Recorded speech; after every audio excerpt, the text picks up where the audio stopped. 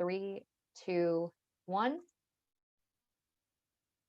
So hello, everyone. Welcome to today's Chat and Learn. I am so excited to be here and so excited to have all of you on here, whether you're coming to share your story or learn a little bit. I'm really excited to have you here on this Monday, which is my least favorite day of the week, but I'm excited to kick it off this way because it's going to make it a little bit better this week.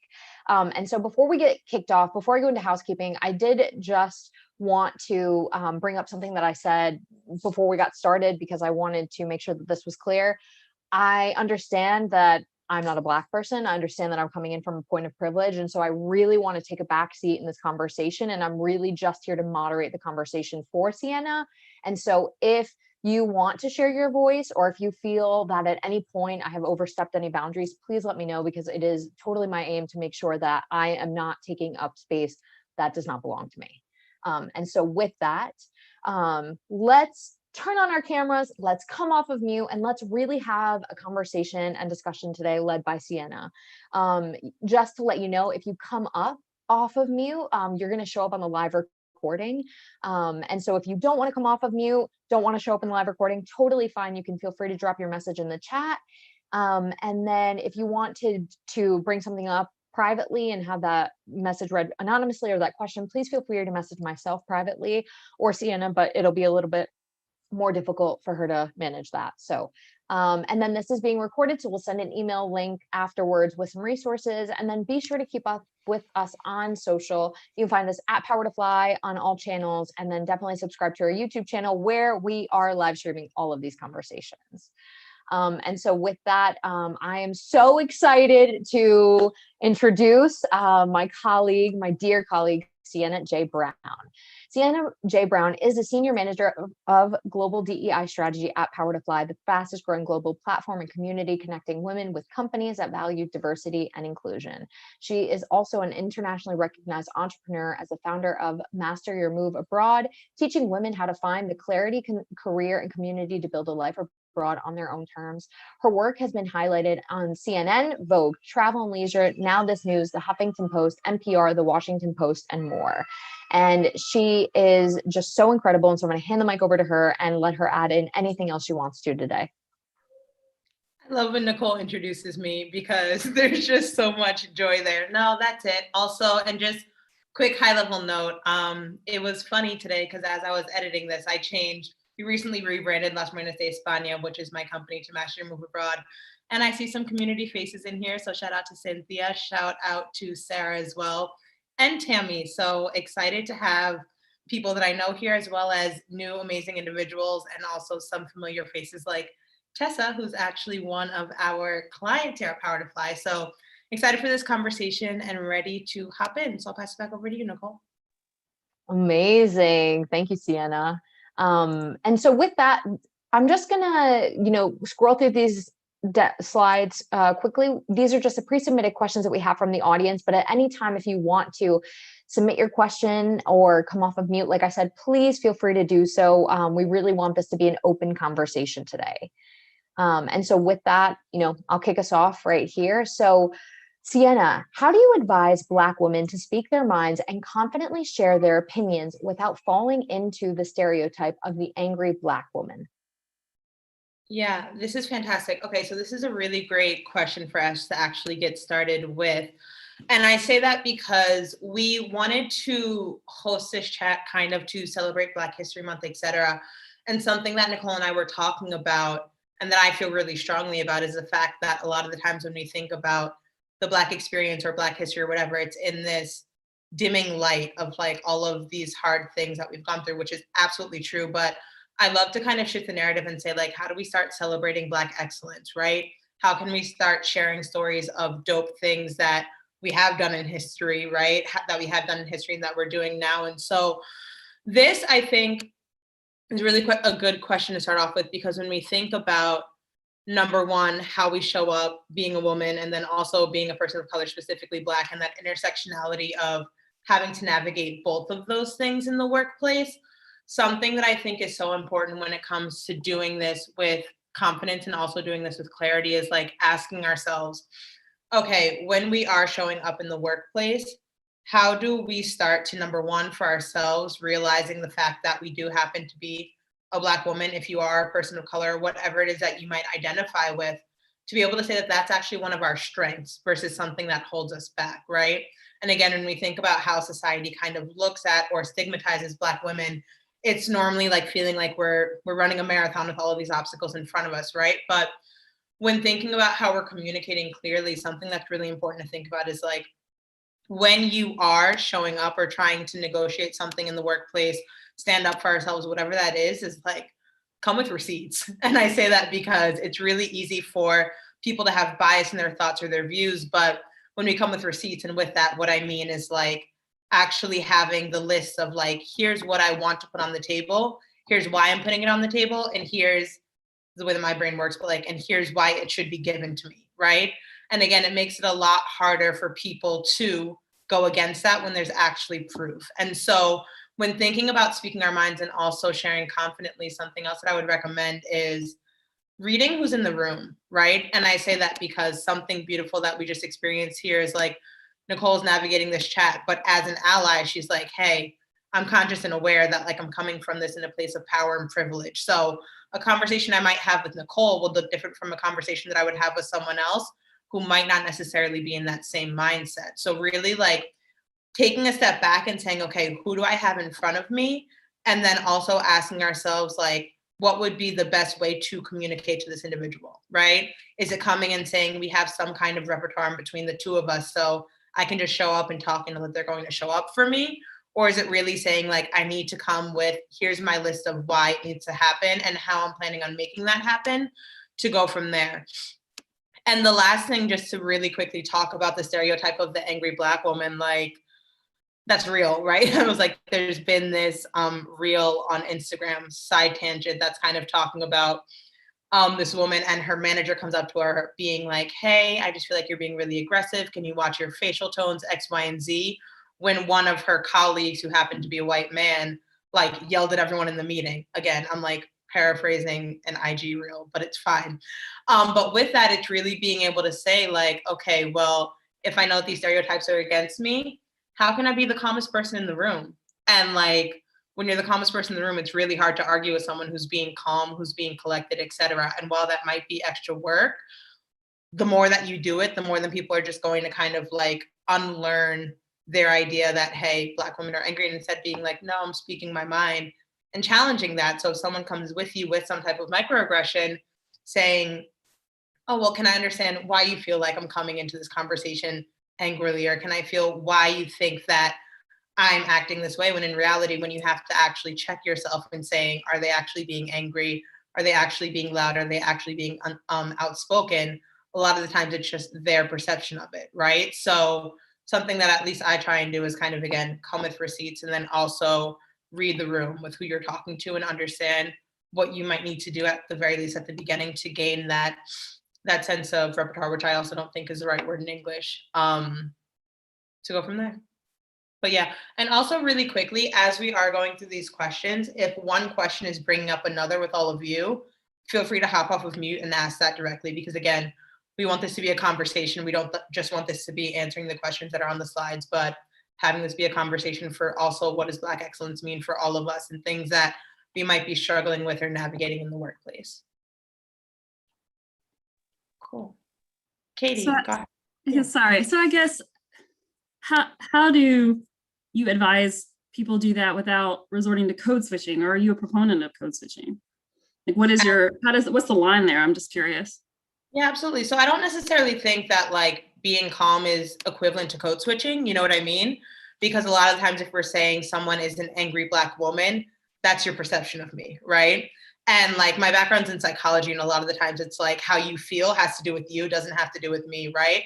So I don't necessarily think it's code switching, because then when we think about it, it's like, okay, well, we have an assumption that someone is angry, or we have an assumption that the way that someone communicates is X, Y, or Z. So that's the short answer to, or that's a long answer to that. But again, just really like flipping the switch and asking people why they're perceiving things in that way. Because then when you do that, then it's like, well, I can show up 100% authentically myself and do that. And then also, again, sometimes just like showing up in that way. And like, that's something that I do with my team. Ironically enough, my team, we're all Black women, and one of them came on with like a scarf in a meeting, and she was like, sorry. She was like, but before we go on to the call with the client, like I wanted to wear my scarf. And I was like, that's something that we shouldn't have to apologize for, right? So like being able to understand that with the people that we work with, and also if we happen to be working with people who aren't Black, like for allies out there as well, being able to say, hey, how can I empower my team to show up exactly as they are without having them feel like they have to change their appearance or code switch? And that might not be the same with all of your clients or all the people that you work with, but having those small starts really also helps you start gaining confidence that like, excuse me, y'all are gonna love me and find my value, even if I show up with a scarf on my head or if I talk with whatever accent that I have or whatever that might be. So that's a great question. Thank you for asking, Katie. Also, I love to see these faces popping off where we're coming onto video. So welcome, y'all. And Sienna, I wanted to ask you a question here because I think this is so important across the board for people. You talk about receipts. Can you also talk about a brag folder if you have one? And what does yours look like so that you can also showcase that in the situation where it might come up? Love that. You put that on LinkedIn. I need to do better at replying to things on LinkedIn. So a brag folder or a testimonial folder is something that I think is huge, and actually something that, where is she? Sarah knows well, is like something that I teach a lot is when we're positioning ourselves for things in the professional world is focusing on our ISSI. So our identity, our strengths, our skills, and our impact. And the brag folder really goes into the impact of like, what is the impact that I'm making, whether it's with my team or whether it's with clients, et cetera. And just like really quick tips, something that I do is if I see something and it's on my phone, I take a screenshot and I have a folder on my phone. If it's something that a client writes back saying, hey, that was a great training, or I asked Tessa for a testimonial with DEI consulting, right? Like these are things that I just do little by little. And then I'm very type A, but like organize them in folders. So like, what did people celebrate in January? What did they celebrate in February, et cetera? This way, when it also comes time for performance reviews, I'm not going back to try to think about what someone might have said 3 months ago, you know? And so really having that in folders are in places where you can have it in one place. And then also like writing it down. And something that I do is like at the end of every week, I'm like, what were the wins from last week, right? And writing that down personally and professionally. And then this way, when I go back for my monthly review, it's not like, ooh, what did someone say on February 2nd? It's like I go back and I'm able to see high level wins and then really list that out. So when it comes time for performance reviews or 360 reviews or whatever, you're able to come with those receipts and say, hey, this isn't just the impact that I thought I had, but this is what other people were saying as well that has a direct impact on the company or business goals or whatever that might be. I love that. I started organizing my brag folder, and so now I'm building like a PowerPoint that has like determined by what clients have said about me, what colleagues have said about me, what audience members from the community have said about me, and so. But it's super important to have that. I didn't learn about a brag folder until Power to Fly, but it is so important to have that to be able to pull that out in the necessary situation. So thank you so much, Sienna. Yeah, of course. And also really quickly, as we go into the next slide, but like, let's talk about humble brags and like our confidence, right? So when we're having bad days and we're like, ooh, this work that I'm doing matters. Like, am I good enough? Is imposter syndrome like sinking in? You can be like, oh, hold on. Let me read all these great things that people said about me. And then you're kind of like, okay, cool. How do we keep going? Oh, definitely. I love it. So moving into this next question, how do we speak up when we are in the minority at work? And what is the best way to approach? What is the best approach to empower others to support you? I was muted. Yeah, absolutely. This is a great question. The first thing that I was going to say is like, again, I'm going to talk about mindset a lot, but not having the conversation start with us thinking that, or I mean, not thinking, because if the reality is you're a minority at work, that's fine. But not putting yourself in that bucket of saying, well, I'm a minority, so that must mean X, Y, and Z, but instead say, hey, I'm a dope person who's bringing talent and impact and everything to this company. And I also just happen to be Black or a woman or a part of another minority group, right? And so I say that because when we start conditioning ourselves to say, okay, well, I'm the only Black person in the room, or I'm the only woman in the room, or I'm the only person X, Y, or Z, then we start shrinking ourselves to limit ourselves down to like what we think other people think are possible for is what other people think is possible for us, right? Instead of just being like, hey, I know what I bring to the table and I have confidence with that. And so something that I would also just say is like, I'm sure that everyone in this room is, I don't know if we can swear, but like is a badass, right? And so when we're actually just like, when we do the work, it doesn't have to necessarily be like, hey, I happen to be a Black woman who just joined the company who's doing good work. But it's like, no, like here's the impact that I've had on the company since I started.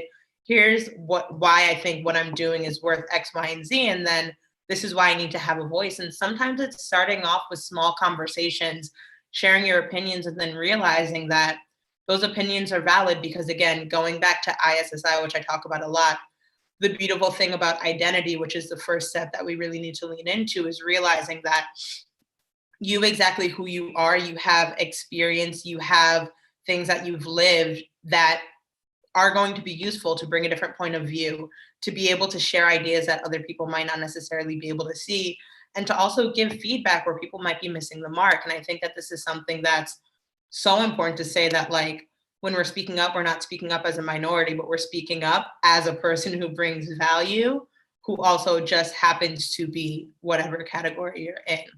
And to go to the second part of this question, the best way to approach, what is the best approach to empower others to support you? Having conversations about it, right? And it doesn't necessarily have to be like, hey, can you help me out? Or can you support me X, Y, and Z? But something that's quite often is like asking, how can we be supporting each other? And starting a conversation around that, right? So giving back and not just saying like, hey, my name's Sienna, I need you to support me, but instead say, hey, Nicole, what are you working on right now? Here's what I'm working on. How can we support each other? And starting off with those conversations is really going to be able to help you say that, number one, asking for help isn't a bad thing. And number two, making sure that the relationships that we're building personally and professionally are a give, right? It's not just asking and saying, this is what I need, but instead saying, this is what I need, and this is what I can support you with. And that goes back to, again, the impact of being able to say, you're now helping someone else, which means that you'll be more valuable because it's not just you in like siloed, right? But now you're integrating yourself into what other people are doing as well. And I quickly want to pause, Nicole, before you unmute and we continue on. And I want to see if anyone who's here right now happens to have any questions or something that they want to kind of talk about based off of what we've already shared so far. Renee, am I seeing you on mute? Am I reading into that? Hey. You are. Yeah, so what you're saying is totally resonating. However, I feel like, I'm kind of in between jobs, just leaving another one, and I'm trying to do things right. So all these things are just like boom, boom, boom. Like, okay, I need to build my arsenal of good things, you know? And so, but I feel like I am generally pretty positive when I approach my employment situations. I really am big on collaboration and having confidence in my contribution. But what I'm finding is that it's kind of the other way around, and my participation sometimes it's not being received well, you know, like I'm willing to speak up and talk about things because I love work. I love the work, but it's when it starts fizzling on the other side, the relationship just feels like it's not my perception of myself, but rather the perception from other people, that I'm just like, I don't know what's being missed here. And so I think I'm having a little trouble, and maybe your point to like think of ways that you can directly speak to somebody, but I do feel like the most productive work relationships I've had was when I actually had somebody, an ally, like an actual, like it's almost like a sponsor, somebody that really, you know, put me in the forefront. And I don't know if you have any advice on trying to get that type of relationship, or if that relationship is the key. Or... No, absolutely. So Renee, you bring up a couple of really good points, right? The first one is when we think about allyship, also ironically enough, because Tessa, you had to sit through this whole training, but it's fine. What I was going to say, when we think about allyships and the importance of actually having allies in the workplace, there's stats, which I'm not going to get into so much right now, but it's like when you are a minority and you try to stand up for yourself, that might have a negative rating on performance reviews, et cetera. But if you have an ally who's doing the same thing, it's going to hit home in a much faster way. So Renee, I would say two things. Number one, identify who some of those key relationships are and building into those relationships. If you know, maybe I need to be talking to the manager of X, Y, and Z, who happens to be an ally who could help support me with whatever it is that you're working on. And then the second thing is it sounded like you were going through a transition period. And something I would say is like, for your next job, find a place where you're going to either be filled with allies or like you're going to be supported showing up exactly as you are. And I think that that's something that's really, really important, especially if some of you happen to be transitioning or in the job search, taking a step back and not just saying, okay, well, for example, I'm a UX designer. How can I go find the best UX job? But it's saying, okay, well, what type of lifestyle do I really want to have? What actually excites me professionally? And what is the company culture that I want to step into? And I say that because, again, like, great example, when I was acknowledging Nicole, like, Nicole's a dope ally, but that's representative of the community that we have at the company and community we have at Power to Fly, which is why I chose to work here. You know what I mean? Like, it wouldn't be a different situation if I was in a different type of company, but it's like also being strategic about where you're transitioning into next so that you know you'll be able to grow and thrive and join a team that's a little bit about that's not just a little bit about it, but that's actually about it. And the last thing I was going to say is also like doing your research, right? And like doing your research and also realizing that what do I want to say? Doing your research and also realizing that like sometimes appearance of a company isn't always what it is. So like actually reaching out, actually talking to people who are inside of the company, and then also like hearing and asking them like, hey, what do you all value right now? You know?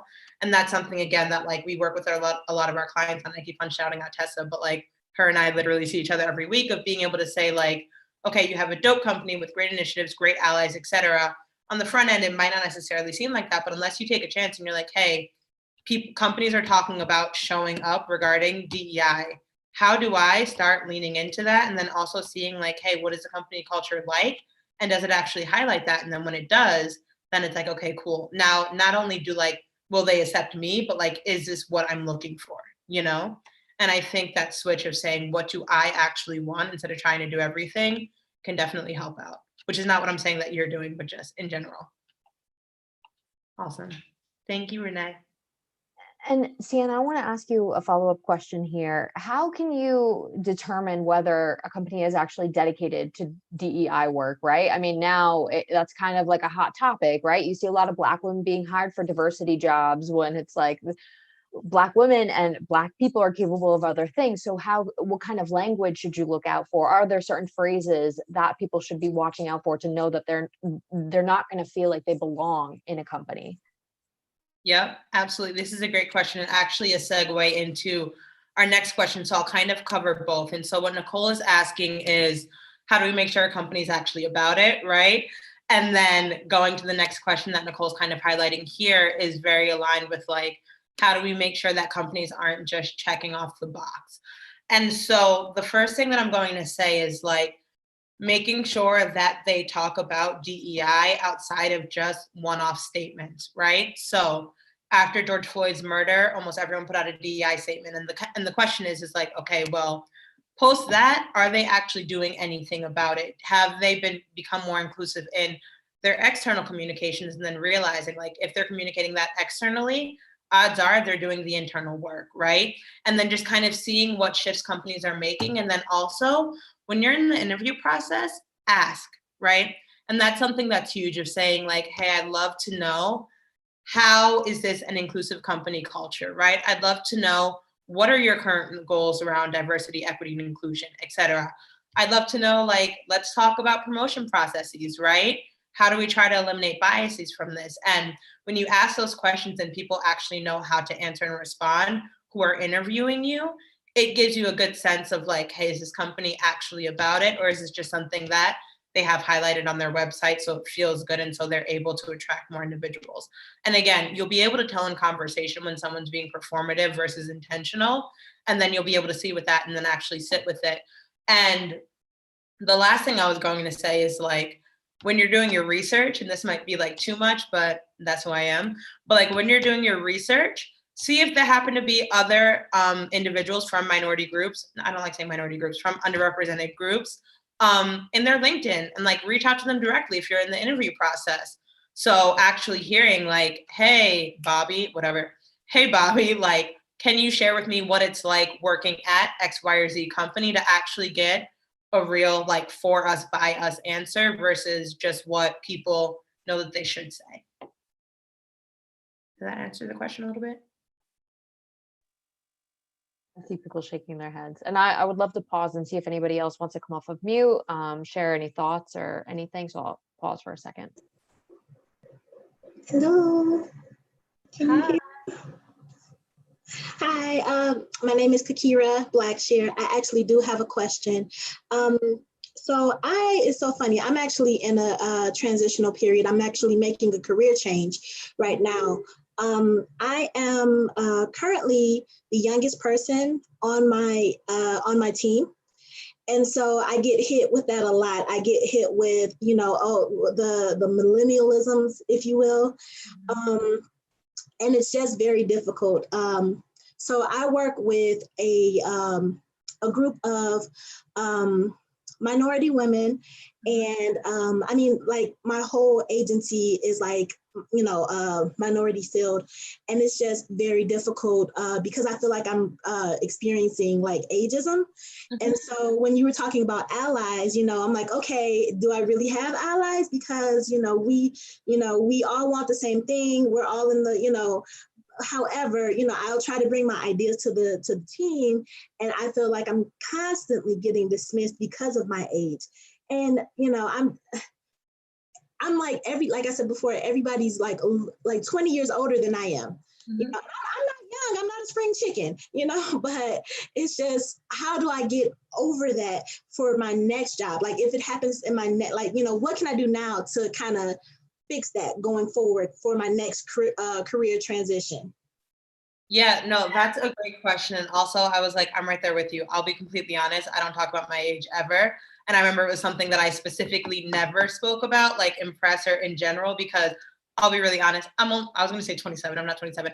I'm only 29. But a lot of the women that I work with are much older than me. And also a lot of the women but again, when you have receipts, it shouldn't matter what your age is. Like if you're able to say, okay, I might be 29, but I've been able to do X, Y, and Z, then it's like, okay, well, the experience is there. And then I also think something else that you can do is like using that to your advantage, right? And so instead of being able to say, okay, well, I might be the youngest person in the room, say like, okay, well, who are we actually trying to target? How do we want to expand this to different individuals, and like start using some of that as kind of like your secret sauce of being able to say, hey, I'm bringing something different to the table. Because when we think about, again, DEI, it's not just about ethnicity or gender, right? But it's also saying like, hey, how are we making sure that people from all ages are also able to have a seat at the table? And again, like I want to flip that on its head and say there are a lot of women who are in their 40s or 50s who are looking for a career shift or a career change. And you might feel, well, I feel like I'm quote unquote too old, or no one's going to accept me because I have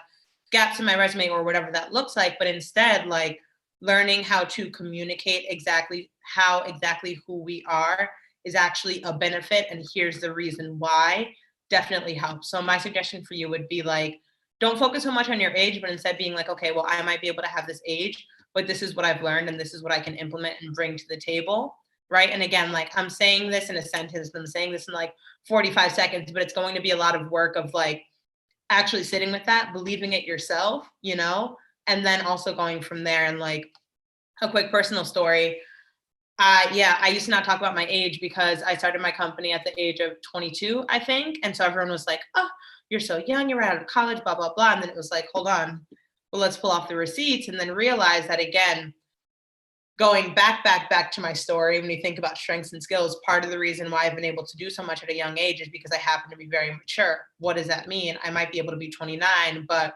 I can have a good conversation and kind of get a point across to anyone from any age, because at a young age, I had to kind of show up as an adult, X, Y, and Z, my whole life story. But using that, instead of saying like, oh, that's a downside, saying, oh, well, the fact that I happen to be mature at a really young age, that I happen to be type A and really organized, that I happen to grow up in a single parent home, so I know how to be resourceful as all heck. All of these things are things you wouldn't think about, but instead realizing like, no, wait, that makes me who I am. And that's what allows for me to do my work in the way that I do and have impact that I do. But really sitting with that for yourself and saying, what are the limiting beliefs that I think other people are having around me, having on me, having whatever, what are the limiting beliefs that others have about me? And then saying, well, like, what are the limiting beliefs that I've been putting on myself because of that? And really trying to break through that and say, okay, well, right now I'm the youngest person in the room and no one's paying attention. But at the next job, how do I make sure that if I am in a new room, like, what do I actually want that to look like? And how am I going to know that I'll be able to show up and be valued or feel valued no matter what I bring to the table? Yeah. Thank you. Of course. Thank you for asking. Amazing. Oh, yeah. we actually have a privately submitted question that I would love to ask. So somebody sent in, what advice would you give for somebody who wants to bring up to their company that their DEI initiatives need to be more intersectional? Some companies may be waiting for someone from an underrepresented group to express a need for things like an ERG or accommodations. How can we bring it up to the company so that they think more proactively and not make it seem like it's such a big ask? I love that. So I hear two parts to this question. Number one, it sounds like whoever asked the question happens to be an ally, which is dope because it already means that you're, and I'm just saying that from the way that the question was stated, that you already happen to have more power and privilege, where if you say, hey, we need more ERGs, odds are that'll be taken with more weight than if a person who would need to be in an ERG talks about being in an ERG, you know? And so really being able to like kind of leverage again, the connections that you have. And then, an ERG is essentially, it's an employee resource group. So a lot of companies have employee resource groups, for example, for LGBTQ plus employees, for Black employees, Latinx employees, women employees, parents, etc. And so I want to make sure that I'm answering the question correctly. I would say just starting to bring it up and then also suggesting how it could happen. And again, this is something I want us to keep on talking about, but like not just talking about it, but coming up with a plan, because a lot of the times, unfortunately, people are lazy and they don't want to do work. So if we're coming to a plan to launch something new, coming and saying, hey, here's the idea, here's how we can maybe roll it out, and like, here's who I think we can bring in for that, right? And so that, number one, allows for you to position that to the people who need to hear it. And then number two, let them have some type of a plan where they'll realize it's not actually that much more work. And then the third part would be like, again, showing the impact, right? So being able to say, it's not just creating an employee resource group to create it, but instead it can be saying, okay, well, we're creating an ERG so that everyone feels like they have a psychological safe space in the company. What are the benefits of having a psychologically safe space in the company? X, Y, and Z for business growth. So that makes your ask with a lot more weight. And someone would say, oh, well, duh, of course. Why wouldn't we want to do that? No. So really just taking and thinking one step ahead of the game to be able to say what might be some hurdles that I'll face, and then see how you can kind of get that from the get-go. I love it. Thank you so much for answering this. And I want to follow this up. I'm sorry, I have so many questions myself, but what if your company doesn't have resources, or they say they don't have resources to dedicate for ERGs or for DEIs? How should you go about that even after you create a plan? That's a fantastic question, and something that a lot of companies come up with not having budget. From a strategic, like, part of my job is to be able to support companies with it. It's asking what other budgets can be taken from. So maybe it's not, okay, well, we don't have time or we don't have budget for something that's specifically around DEI, saying, okay, well, what's our learning and development budget, right? And I'm sure that we have a budget for learning and development, and then understanding like, hey, here are some topics that are important for us to see growth and to be more inclusive. Yes, it might not necessarily be in a DEI budget, but we have these other budgets that we want to focus it on. Let's say we have a hiring budget. Maybe something we need to say is hire power to fly, right? So like, how can we get that to get an outsourced chief diversity officer? Because we don't have the knowledge to do it internally, but we can use the hiring budget to hire someone externally so that we can actually see results, you know? And so really just kind of thinking about, again, reading who you have in the room, understanding what it is that they actually want and need, and then being able to provide them with different solutions. But yeah, that's the answer to the question. I was like, I want to be conscious of time and not go on too many tangents. Yes. Thank you so much, Deanna, for all of your insights. It's really incredible. And so, to avoid keep talking about the ally conversation, I want to skip a question and go to the next one. Why do Black women, sorry, my Zoom bar here. There we go. Okay. Why do Black women / POC people of color, have to own this issue or phenomenon of inferiority complex? Perhaps we have never felt inferior, but rather realized the reality of how we are treated differently and acted accordingly. This is a great question. And again, I feel like a lot of this goes back to mindset, right? But asking ourselves, like, if we're going to think about it on a technical level, like, why do we have an inferiority complex? Because literally our grandparents, if you're from the US, were slaves. So it's like, it's normal that we have an inferiority complex because on a generational level, like, we were inferior. This is something my therapist and I talk about a lot. But like realizing that our mindset isn't just like, oh, well, I feel inferior, other people think that I'm inferior, but it's the fact that our parents, odds are, didn't have as many opportunities as the parents of our allies. Our grandparents, for example, like, I was like, I'm not gonna give them my business, but like our grandparents didn't either, our great-great-great-parents, etc.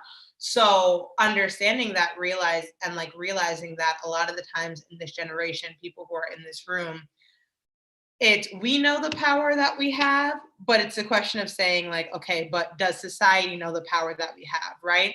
And I think a really good way to start off with that is, again, like, this chat is like, the name of this chat is on Black excellence. Why? Because when we're talking about Black people, we need to start focusing on the benefits and the highlights and the fact that we are excellent, instead of saying how to navigate discrimination in the workplace, right? Because then we read that and we think, okay, well, this is the only thing that Black individuals have to deal with. But instead saying like, oh, hold on, how do we talk about the fact that we had a Black woman who was a self-made millionaire, like way back in the days, right after being out of slavery, right?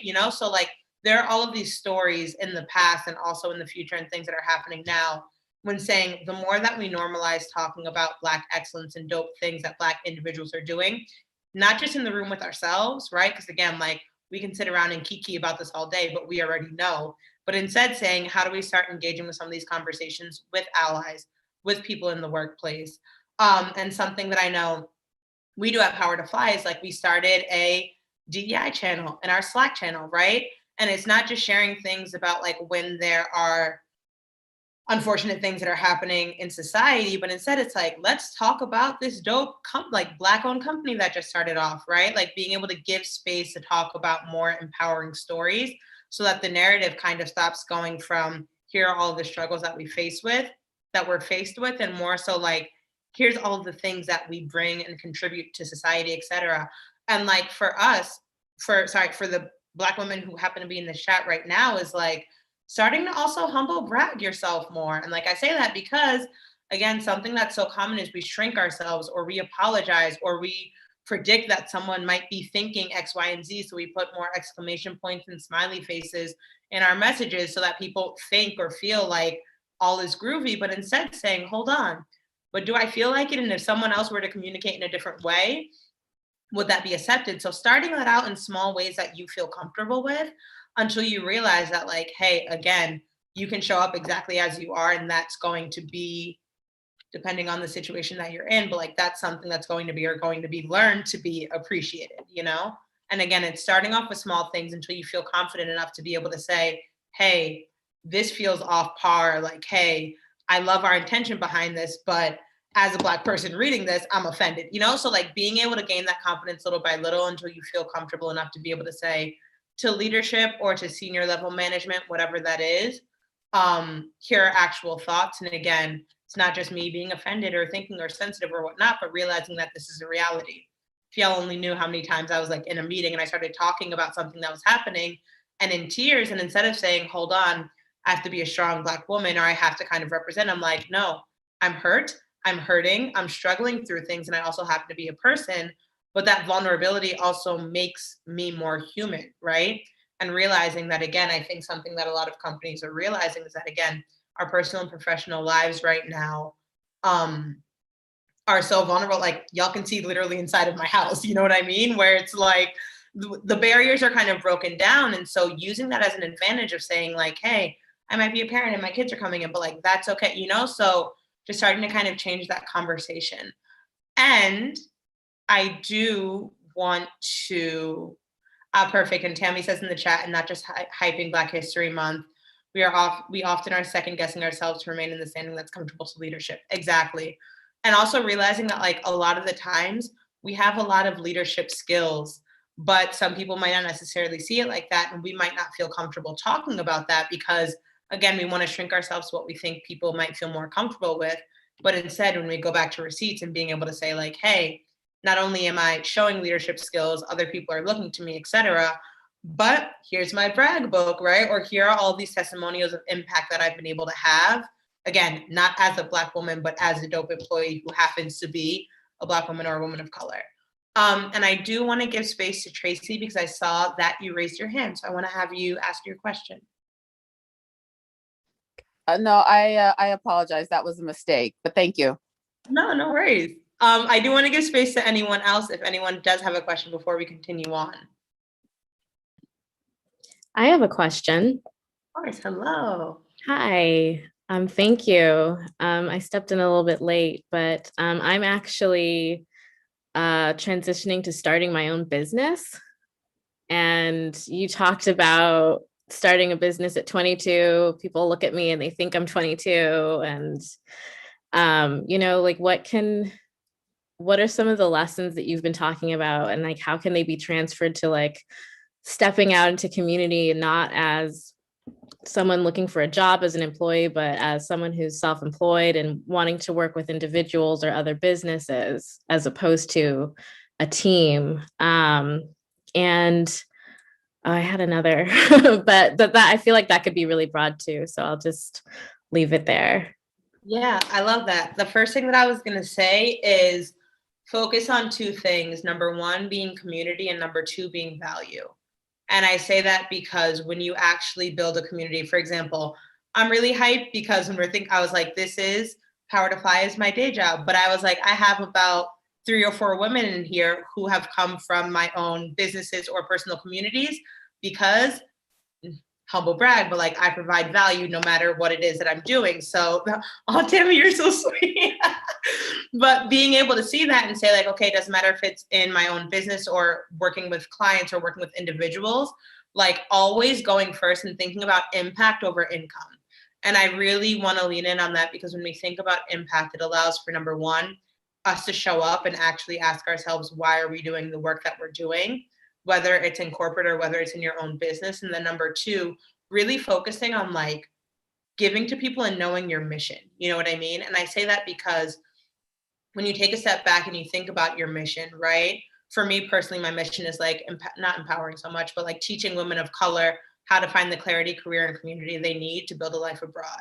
That matters to me for a lot of reasons. So my intrinsic motivation every day to wake up, go to work on my businesses, all this stuff is because like my mission is something that's greater than me. It's not just focused on myself, but like I have an affirmation where it's like, I'm in this position to create opportunities for the generations who came before me and for those who come after me.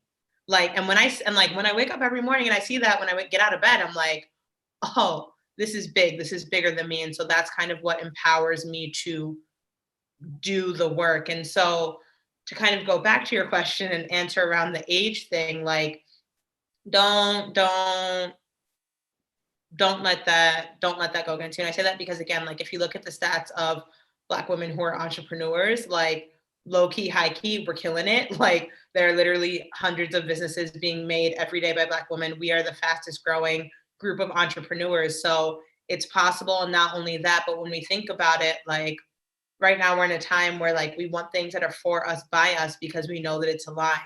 And so you're in a great way to kind of be able to say, what is the change that I want to make in the world? And then how can I kind of lean into that on a daily basis and focus on impact and then realize that the income will come afterwards or at the same time. Thank you. Yeah, of course. Hopefully that was helpful. absolutely. Nice. Awesome.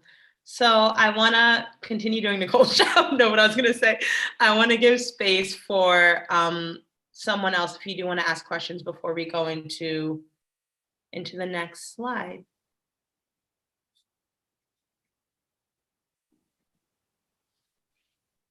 Yeah? No? Okay, cool. And no Nicole? pressure either, right? Yeah, right. You can connect with Sienna offline too if right now it feels like it's too much pressure, because I can totally understand that as well. So moving into this next one, I know that we've talked a lot about how to avoid shrinking yourself and really building yourself up. But this question is particularly about coming back after having a baby. So the person asks, I've struggled with shrinking myself in work environments and worry about how I can best advocate and represent myself as I step back into the workforce after having a baby. Could you share any advice to tackle this? Absolutely. I can do my best, but also know my strengths where I don't have children. So I can't speak on this from a firsthand experience, but I can talk about things that we work with, the companies that we consult with around. And I would do two things. Number one is like, again, I keep on saying read the room, but see what company policies are currently like around having kids, right? And I say that because something we work with a lot is when we think about company culture, we ask ourselves, are we actually being inclusive? For example, Power to Fly is great at handling like when you're a parent or maternity leave, et cetera, because it happened to be founded by two women who wanted to tackle gender diversity and what is it like being a mom in the workplace. But asking yourself, like, what does the current dynamic look like at work? And then also asking yourself, like, how can you be very clear with expectations with your team when you're coming back? And this can be if you're a parent, this can be if you're someone who might be more of an introvert, this could be if you need to take care of your mental health, whatever that is. But like setting expectations from the jump, or sorry, setting expectations from the get-go from the beginning, just code switch, whatever, setting expectations from the jump allows for you to like show people how you will be treated. And again, I say that because we have these ideas of what we think is acceptable for other people until we start trying it. And like, great example for me, I know that I don't take good meetings in the morning and I don't take good meetings after 9 p.m. my time. Y'all are the last call for the day. But like I have hard stops for, hey, if we have a call or a sales call or something that's post 9 p.m., 82% of the time I'm not taking it because I know I'm not going to be my best self. But setting those expectations teaches others the way that you want to be treated in the workplace, and realizing that like when you talk about it, not saying like, I don't want to take a meeting post 9 p.m., but saying I can't show up as my best self when my brain is tired after being in 6 hours of meetings. Again, coming with receipts and actually helping other people understand the why instead of just saying the what. Because a lot of the times, whether it comes to negotiating or setting boundaries or clear expectations, we just talk about the what we want versus saying, here's what we want and here's why it's necessary. Again, another great point is like, I live in Spain. I live in Spain for a reason. It's not, I mean, like it is low key to be on the beach all day, but it's also so that like I have more balance in my life. So what happens is when I feel like that balance is going out of whack, I have to check in with myself and say, okay, well, what do I need and what can I advocate for myself for? And then to really be able to create that balance that's aligned with what I know I need to be able to show up and do my best work. And again, when you position it as like, here's what I need to do my best work for the company, for our clients, for whatever it is, it's going to be a much harder no to be able to say, well, no, we want you burnt out and stressed, you know, instead of just saying like, great example, next week I'm taking a think week where I'm not going to have any meetings. It's not just like, hey, I want a week where I can think about stuff, but it's like, no, I need to have a week at least once a quarter where I can actually strategize, do deep work, et cetera, because in order for me to be impactful, I need to be able to have that mental space. And so again, that's a much harder no than just saying, I want to take a week where I'm not having any meetings, you know? So really just like going that extra step, asking yourself why you really want it, and then also being able to communicate that. Awesome. Fantastic. Nicole, can I actually ask us, I know that we have 10 minutes left, but could I actually ask us to go to slide 14? Yeah, 1 second. Let me just get. No worries. And while I'm going there, if anyone has anything that they would like to comment or ask, please take the time now and And this can kind of be an open Shari or Sherry. I want to pronounce your name right. Sherry? Shari. Sorry, perfect. No, I was gonna say, and also like I just wanna acknowledge you in the question that like although it wasn't specifically about what we happen to have been talking about, like this chat in general is like, let's talk about Black excellence. So that can be as broad as we want it to or as specific as we want it to. So if anyone has any questions, definitely feel free. Perfect. So moving into this next question before we wrap up, do you have any advice on rebuilding your confidence when you've experienced workplace racism? This is a fantastic question. Yeah, so how do we navigate confidence and still showing up when we've experienced racism in the workplace? So the first thing that I would do is, and again, whatever, my background is in psychology, so I always think about why we do the things that we do, right? Or why other people do the things that we do. I would ask yourself, with the person that you experienced it with, right? The first thing is saying, okay, let me look at who this person is in all situations, right? So like, does this person just happen to be ignorant, we'll say, for lack of a better term, with everyone, or is this just a me thing, right? The second thing is asking yourself, when you experience racism in the workplace, what do we do about it, right? Do we say, okay, well, I don't really feel like talking about it to HR. I don't really feel like talking about it to my manager because it'll just be easier to deal with it and move on. And then asking ourselves, like, that also means that we're allowing for individuals to treat us in this way without doing anything about it, which will create a pattern of people doing that more and realizing that there will be no repercussions, right? And then the third thing that I was going to do, and this might actually be step number one, is talking to that person about it and like flipping the switch and asking them the question why, right? So when something happens, saying, hey, which might be hard, which might be frustrating, which you might be thinking like, I don't have time or energy for this, but saying like, let's lean in, like, why did this happen? And then understanding that why will allow for us to, again, not our job, but short term, it'll make our lives easier to be able to understand this, but saying like, why did this happen and what can we do to avoid this in the future? Yeah. And then for us, when it comes to rebuilding our confidence, it's, again, maybe trying to figure out like what rooms do we need to be in, right? Or who do we need to kind of be tapping into to feel as if we have more power or sense of agency in the work that we're doing. And this is actually something that I actually like work with people one-on-one on, and being able to say, okay, well, like my manager happens to be really discriminatory and says racist things all the time. And it's like, okay, well, like, let's talk about it. Number one, you understanding, like, how do you actually feel? Because, and number two, like, realizing that each individual also has like a level of tolerance. It's like one person can be like, cool, say all the racist things and like just rub it off because they realize it has nothing to do about them. It has nothing to do with them. Or it can be like, hey, when I hear this, like, it actually has an impact on me. And then kind of going into new situations saying, what do I need to do for myself to be able to gain confidence, to be able to make sure that I have a safe space, and then starting to have small conversations with other people about what you need. And again, it's like, I think sometimes we don't talk about racism in the workplace because we don't want it to have a negative effect on the person who directly impacted us.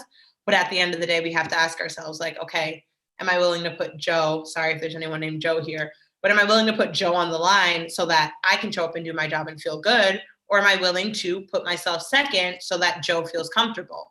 Because Joe might be 20 years older than me, or Joe might have been at the company for longer or whatnot.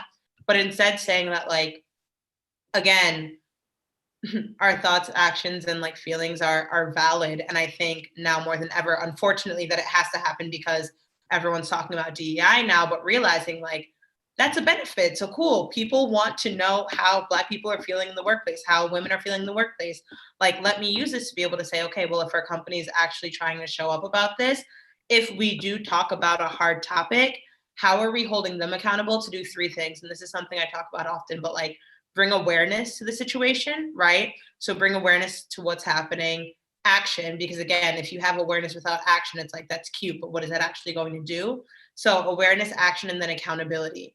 And then having people say, how can we keep the person who did this, whatever the situation happened to be, how can we keep them accountable instead of trying to keep ourselves accountable of being calm or just like taking it in or saying, well, no big deal because Joe's a good person. But it's like, if Joe doesn't know that he did wrong, and again, sorry for anyone who might be watching this recording and your name is Joe, but like if Joe doesn't know that he did something wrong, Joe's going to continue doing it until someone tells him that he did something wrong, right? And so really just like starting to have those conversations and realize that we're able to gain confidence back when we believe that we're worthy, you know, like when we believe that we're worthy of having a voice and showing up for ourselves, and that that's just as valid as someone else literally saying something that is offensive or racist or discriminatory. Because at the end of the day, company culture has a lot to do with how do companies handle that when situations happen. But if no one thinks that situations are happening because you're not speaking out about it, then it's going to be really hard to make change, you know? And oh, this is amazing. So someone just said in the chats, overall comment and so affirming to see the plethora of beautiful, quote unquote, unconventional names on this Zoom. For all of us who never saw our names on novelty keychains or hold our breath when for a second before someone pronounces it that first time, we made it. And that's huge. And I also just kind of like really want to acknowledge this space and acknowledge all of you, number one, for showing up for yourselves. We have 2 minutes left. Nicole, why didn't you tell me? I'm going to stop talking soon. But I think this is a good way to kind of close it, of also being able to say like this sense of representation also in a professional and or corporate, whatever you want to call it, space is something that's so important. So I just really want to acknowledge all of you for being able to show up. For those of you who showed up as allies of like, hey, how can we learn more and implement this? Thank you for showing up as well. And just like, yeah, this is the beautiful start to, it sounds like, a lot of your chapters as you're transitioning and figuring out what you want next in the workplace. And so I'm going to pass it over to Nicole to actually do the real ending, and I'll pause from talking. I mean, Sienna, I'm totally happy to let you take us out here, because I mean, obviously I was really just moderating the chat. But I want to say thank you to all of you for being here today, for, you know, allowing me to moderate this conversation and be a part of it. Every time I listen to you speak, Sienna, it's always super impactful for me, like as a person on the outside, to learn what I can do better. And you just, the way that you speak, you convey your messages so clearly that you invoke like confidence in me when I hear you talk, and I'm like, I can do this, like I can go, you know, do hard things. So I want to thank you, because you're such an impactful speaker, and the emotion that you have behind everything that you say. So I really want to say thank you. Thank you to everyone on the line, and we will send a recording afterwards. And Sienna dropped her email in the chat, but you know, in any case, please feel free to reach out to her on LinkedIn at Sienna Brown. And thank you so much all for being here today. And I'll hand it over to you, Sienna, to send us off for real. Yeah, no, thanks, y'all. This is wonderful. I'm glad that you took time out of your Monday, and have an amazing day, and definitely feel free to reach out whenever you want. Bye, y'all.